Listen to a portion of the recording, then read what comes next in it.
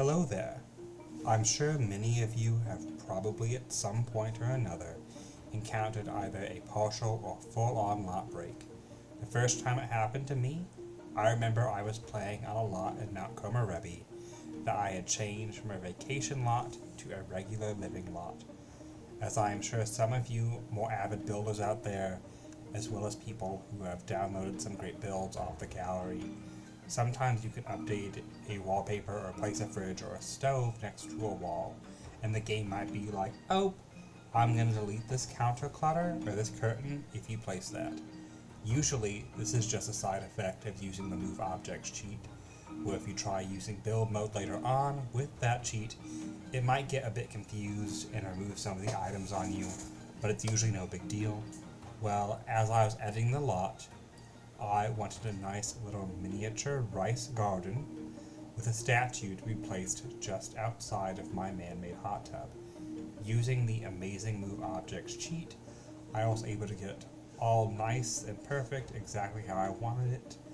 A couple sim days later though, after I got a paycheck or two, I wanted to add a nice bit of wall lights and decoration as well to the outside of the house. But this time, when I was using the cheat, and I had placed the items, the things in my little rice garden disappeared. But stranger than that, I had noticed that I couldn't place anything at all in that area, and when I had tried to even mouse an item over the area, it would just vanish into a void. My Sims also seemed to no longer be able to walk near or through that area, and it was then that I realized I had a small lot break. And this was my first experience with lot breaking. Now, I do have some experience with game development and programming as a whole, so I had a feeling I knew it was up as to why this lot broke. In the end, it boils down to my use of the Move Objects cheat, but before you click away or scream at me in the comments about the Move Objects cheat, allow me to explain. It might save your future builds. Every object in The Sims has what is known as collision. It's what creates the tile boundaries that you can or can't place certain items down into. It also helps to ensure that Sims can always walk through certain pathways or use certain items. The Move Objects cheat shuts all collisions off and overrides it so that you can build the perfect area. A good example to visually show this to you all is with Disney Infinity. Here you can see that I physically can't walk through the lighthouse or this random space in midair. That's because I've assigned an invisible collision block to be in that mid-air space. While editing the world space, you can see that the lighthouse has a green box around it. Naturally, this is the object's safe zone that it can be placed into to make sure it doesn't collide with another object, much like how our objects in The Sims work. Visually, extending this blue barrier is to represent what the Move Objects cheats do. It blankets a new collision code over all of the objects so that we can place things down without needing to worry about the collision of each item.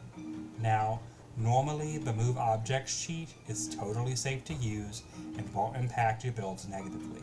However, there's a reason that EA doesn't use it in official builds, and that Simmers who build lots for official releases are not allowed to use it. That being that the cheat can sometimes glitch out and permanently mess with the collision of the world and the objects themselves, creating that kind of void-like space that happened to me.